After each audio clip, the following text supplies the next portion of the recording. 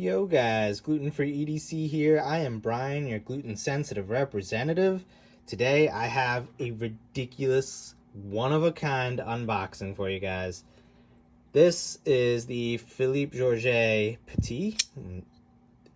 small little awesome Fif18 design knife by Boker. He does do a custom. Now, everyone knows the Fif20, right? This is like that, but smaller. This is a Fif18, guys. This is a custom. There's maybe a handful of them out there in the world. Like, I would venture to say maybe 10. I've heard people say maybe 20 of them out there. But this one is a true one-of-a-kind in that it's the only one with contoured scales as far as I'm aware. So we're going to dive into this together. Man, I am super excited. So I'm going to keep the petite right in there. Man, oh man. Oh, so cool. Wow. Once upon a time, the price was very cheap. So, model Fif20. However, it is not a 20. This is an 18. It's got a carbon fiber lightning strike handle. It's actually referring to the clip. It's got titanium and built 2016. I am curious if that is this for this, but either way, check it out, guys. It's so tiny. Oh my goodness. Oh my goodness. This is awesome. I've never seen a carbon fiber clip. I am told that carbon fiber works real well, but the retention can be a little light, but it's got a good point there, so that'll work pretty nice, and it looks really cool. And obviously, I don't believe that's gonna scratch being carbon fiber. So that's neat. This is like unbelievably light and tiny. So like that's crazy. Let's open this thing up. Come on. Oh wow. Okay.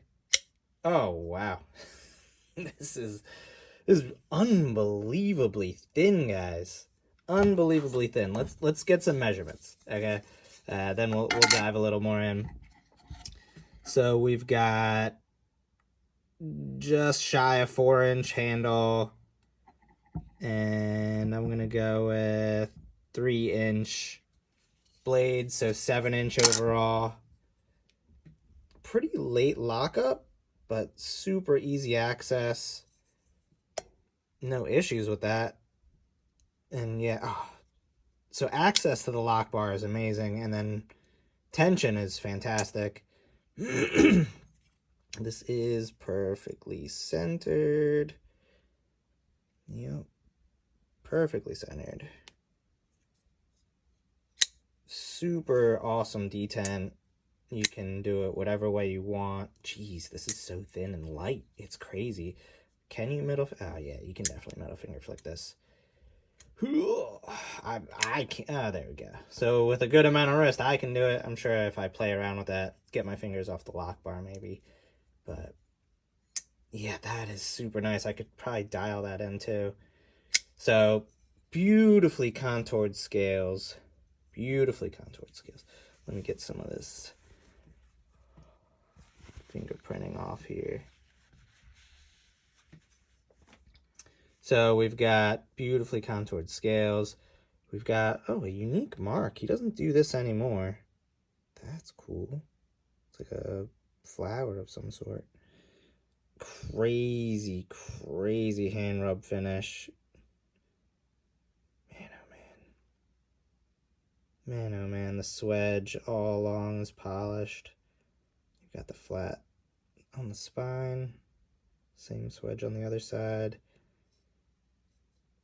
Everything is just like perfect about his knives. They're insane. He's such a crazy good maker. This is so light and amazing. I'm in love with this knife now. Wow. Wow. Woo, baby. Yeah, this is fantastic. So the blade, he does a full flat, I believe, all the way down. It's a somewhat tall blade. At its tallest, it's about an inch exactly. So about an inch height. Full flat grind makes for a very thin knife behind the edge right here. He just makes perfect knives. This one you can see, so it looks like there's like a collar inside somehow. I'm not sure how that works. And then he has the same here.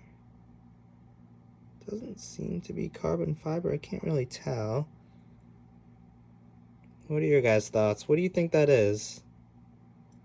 G10 maybe? Micarta? Black and tie? I really can't tell. But yeah, so he's got something going on in there. It's flush though, so it's sitting underneath both sides. And yeah, everything. The fact that it's fully contoured makes it so comfortable. Disengaging, I've been crazy about that lately, and disengaging this thing is a dream come true. And then you get that single shot. You could open this any way you want. Yeah, the more it warms up, I just got this from the mailbox. The more it warms up, it seems the more the action is improving, staying centered. This is a really crazy knife, guys. Now, let's look at some cool ones to compare, right? So we have another Philippe Georget, right? That's Philippe Georget designed.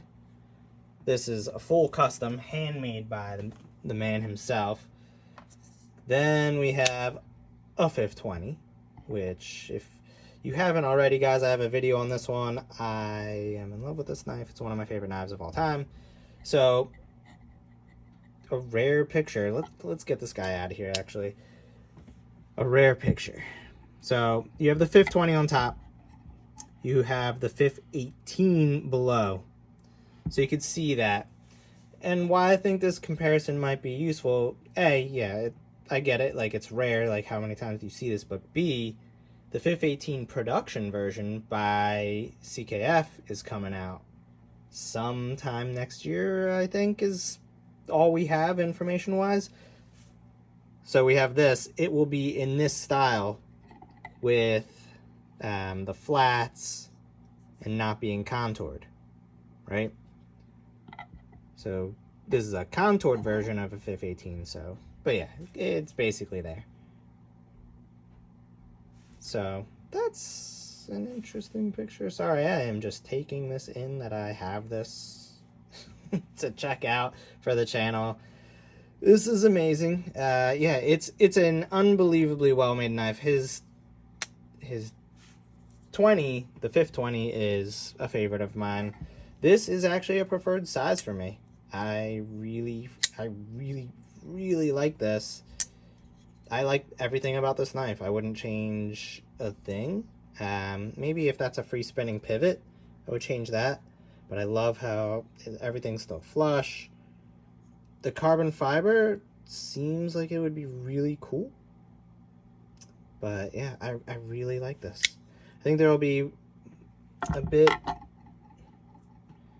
more of a chance for, like, this one in particular has a satin flat or a swedge going down. This one, I believe, it appears to be a polished. Let me take it off and just give it one little wipe. Yeah, it's definitely polished.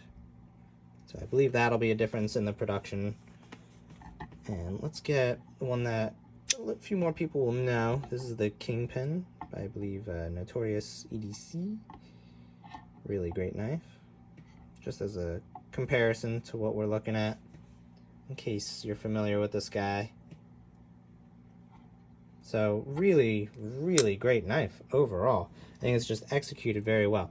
The plunge grind, he always gets amazing edge termination just before that, so you've got a good amount of sharpening life if you were to use this knife. Guys, this is unbelievably thin. So, like, here's a comparison. I'm gonna get this guy out. Like, it's like barely past the blade stock. Maybe a little bit. That's crazy. This is crazy thin. And it feels solid still. So, like, awesome. Opening it's a dream. Deployment.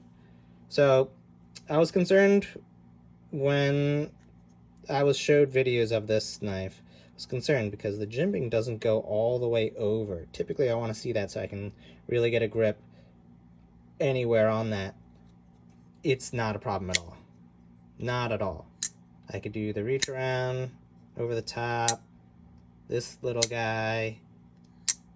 Could probably do like this if you're careful. I hate opening this way. I'm not going to do that. And yeah, if my hands were not so oily, I could probably get that a little more easy. Definitely with like throw some wrist in there. I'll work on that. I'm sure I could get that. But yeah, there's a solid chunk right here where you can get your finger. Yeah, right there. I just made it a point not to put any fingers on the lock bar. Yeah, super easy. Fantastic knife. The shape is just so good. It's one line here, one angle, and then it goes down, fills the palm. You have enough room for your fingers. Yeah, I love this knife. This is crazy that I even have this, and I am super glad that I got to share this one with you guys. What do you guys think? What are your thoughts? Can a knife be too thin?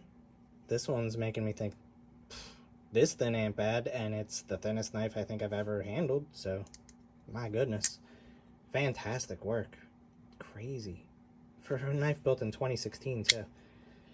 But yeah, let me know your guys' thoughts down below. I really appreciate if you could leave a comment below, if you could like, if you could subscribe. Otherwise, until next time, guys, thank you for tuning in.